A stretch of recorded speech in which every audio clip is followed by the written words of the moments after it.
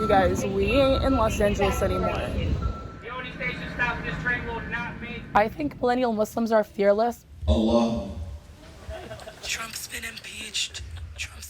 One thing that really makes me so optimistic about the future is that because we've been through it, then younger Muslims and other kids of marginalized background might not have to endure exactly what we went through. Okay, let me rewind a little bit. This is part like how to make everything work. 9/11 happened when I was a child.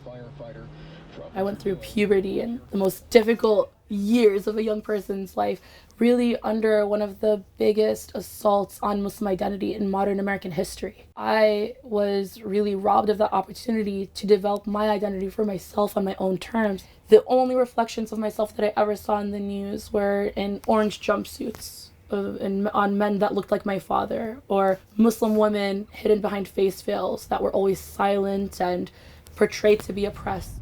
So, of course, being bombarded with those headlines growing up and never feeling represented by them, I did what any millennial would do, which is I turned to social media.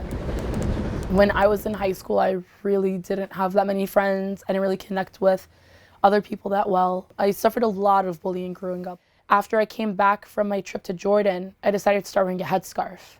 So I made the decision to enter high school with a scarf on my head here in New Jersey.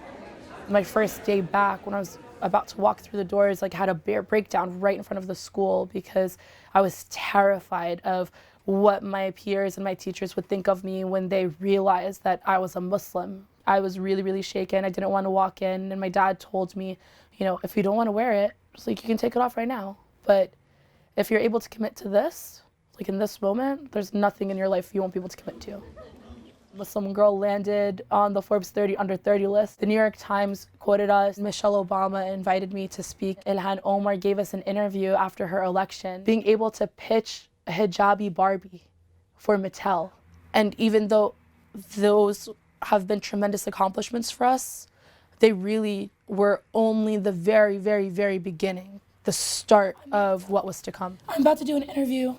So I thought, and y'all already know it's your girl Amani, the founder and editor-in-chief of MuslimGirl.com. They'll post like a makeup list like video. We are basically, I think that the role that Muslim Girl has been playing over the past several years has been truly rebranding the image of Muslim women in the mainstream. It's crazy for me to hear when girls like DM me on Instagram and tell me like, I grew up on Muslim Girl. I'm like, oh my God. First of all, I'm getting way older. I didn't realize that. Second of all, Muslim Girl has been around that long that girls have said they're literally growing up on it. So that we don't miss it. And dang, I wish I had a space like Muslim Girl to grow up on when I was younger. It probably would have completely changed my whole life. Muslim Girl's success has always been its authenticity. You know, we never try to be something that we're not.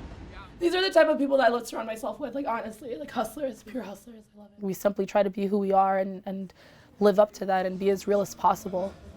People love to say that Muslim Girl is a voice for the voiceless, but we always say no. It's our job to empower those voices to speak for themselves.